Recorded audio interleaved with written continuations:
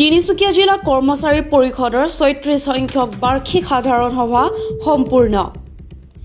তালাব বালিবজাৰ উচ্চ মাধ্যমিক বিদ্যালয়ত আজি তিনিচুকীয়া জিলাৰ কৰ্মচাৰী পৰিষদৰ সাধাৰণ সভাখন তালাব চৈখোৱা আঞ্চলিক কৰ্মচাৰী পৰিষদ সমিতিৰ সহযোগত তালাব মধ্য ইংৰাজী বিদ্যালয়ত অনুষ্ঠিত কৰা হয়। সভাখনত উপস্থিত হোৱা কৰ্মচাৰী পৰিষদৰ কেন্দ্ৰীয় সমিতিৰ সভাপতি প্ৰদীপ দত্ত আৰু সাধাৰণ সম্পাদক মৃণাল দাসক বিহু, ঝুমুৰ নৃত্য আৰু গায়ন বায়নেৰে আদৰি আনে কৰ্মচাৰীসকলে। সভাত তিনিচুকীয়া জিলাৰ উপায়ুক্তও উপস্থিত থাকে। কৰ্মচাৰীৰ জ্বলন্ত সমস্যাসমূহ সমাধানৰ বাবে অসম চৰকাৰে দিয়া আশ্বাসক অতি শীঘ্ৰে কাৰ্যকৰী কৰিবৰ বাবে দাবী জনোৱাৰ কথা সাংবাদিকৰ আগত জানিব দিয়ে।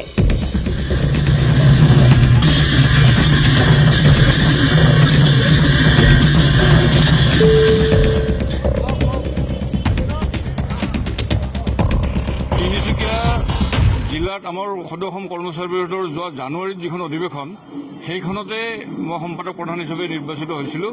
গতিকে তিনিচুকীয়াৰ প্ৰতি লগত এটা মোৰ আৱেগিক সম্পৰ্ক নিশ্চয় থাকিব আছে। আৰু তিনিচুকীয়া জিলাৰ এই অধিৱেশনত আমি সভাপতি, আমাৰ সন্মানীয় সভাপতি মহোদয় আৰু মই আহি উপস্থিত হৈছোঁ। আমি এতিয়া আজি নিশ্চয় আমি ইয়াত আহিছোঁ আমাৰ পৰা বৰ্তমান কৰ্মচাৰী পৰিষদে অসমৰ কৰ্মচাৰী সমাজৰ দাবী দুবাখিনিৰ ক্ষেত্ৰত কেনেধৰণে ভূমিকা গ্ৰহণ কৰিছে সেইখিনি জানিবলৈ নিশ্চয় ইচ্ছুক ইয়াত যিখিনি প্ৰতিনিধি ইয়াত সমবেত হৈছে। গতিকে সেই বিষয়ে আমাৰ ইয়াত বক্তব্য ৰখা হ'ব যে ইতিমধ্যে আমি কৰ্মচাৰী পৰিষদৰ তৰফৰ পৰা এইখিনি সময়ছোৱাত মানে যোৱা জানুৱাৰীৰ পৰা আজিলৈ এইখিনি সময়ছোৱাত কোভিডৰ বাবে মাজতে আমাৰ কাম কাজখিনি সম্পাদন কৰাত কিছু এটা অসুবিধা হৈছিলে, কিন্তু তাৰ পিছতো তথাপি কিন্তু আমি চৰকাৰৰ লগত যিখিনি যোগাযোগ চলাই থাকিব লাগে সেইখিনি আমি চলাই আছিলোঁ। আৰু ইতিমধ্যে আমাৰ কেইবাটাও গুৰুত্বপূৰ্ণ দাবীৰ ক্ষেত্ৰত অসমৰ মুখ্যমন্ত্ৰী, বিত্তমন্ত্ৰী মহোদয়ৰ লগত কেইবালানিও আলোচনা হৈছে আৰু আমাৰ কেইটামান গুৰুত্বপূৰ্ণ দাবী বা সমস্যা সমাধান হোৱাৰ ইতিমধ্যে এটা সংকেত আমি ইংগিত পোৱা গৈছে বা আলাপ আলোচনাৰ মাজত এটা সমাধান সূত্ৰ এটা আমাৰ দাবী আজি প্ৰায় 10 বছৰ 7 পে কমিশ্যনৰ আগৰ পৰা এই দাবীটো আমি কৰ্মচাৰী পৰিষদে জনাই আহিছিলে। আৰু সদৌ অসম কৰ্মচাৰী পৰিষদে এটা কথা জানে, প্ৰাপ্য ভিক্ষা খুজিলে নাহে, প্ৰাপ্য আমি আজৰি আনিব লাগিব। আৰু আমি মাত্ৰ নিমিত্তহে, গোটেই আমাৰ সেনাপতিসকল আছে, প্ৰতিখন জিলাত আমাৰ কমিটি আছে, এই সকলৰ লগত আমি আলোচনা বিলোচনা কৰি আমি আগবাঢ়ি গৈছোঁ।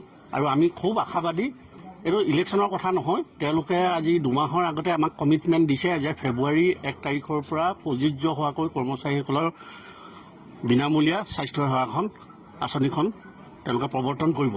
তাৰ লগে লগে অৱসৰপ্ৰাপ্ত কৰ্মচাৰীসকলৰ কাৰণে এপ্ৰিল মাহৰ 1 তাৰিখ 2021 তাৰিখ পৰা তেওঁলোকে প্ৰৱৰ্তন কৰিম বুলি আমাক প্ৰতিশ্ৰুতি দিছে।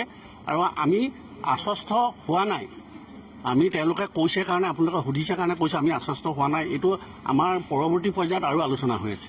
আমি NHM-ৰ মিছন ডাইৰেক্টৰ, আমাৰ যিজন মিছন ডাইৰেক্টৰ তেখেতৰ লগত আমি বাৰে বাৰে কেইবালানিও আলোচনা কৰিছোঁ। প্ৰায় 2 ঘণ্টা 3 ঘণ্টা বহি আমি আলোচনা কৰিছোঁ, গোটেই বিষয়বিলাক চালি জাৰি চাইছোঁ। ক'ত ক'ত মেৰিটছ ডিমেৰিটছ আছে এইখিনি আগবঢ়াই নিয়া হৈছে। আজিৰ তাৰিখত নহ'লে আজি বন্ধ হৈ গ'ল, অহাকালিলৈ তেওঁলোকে টেণ্ডাৰটো ফ্লোট কৰিব, পাৰ্টি মাতি আনি। আৰু পাৰ্টি যেতিয়া টেণ্ডাৰ ফ্লোট কৰাৰ পাছত তালাবৰ পৰা সুদীপ দাসৰ report, news line north east. আকৌ এখন মিটিং হ'ব।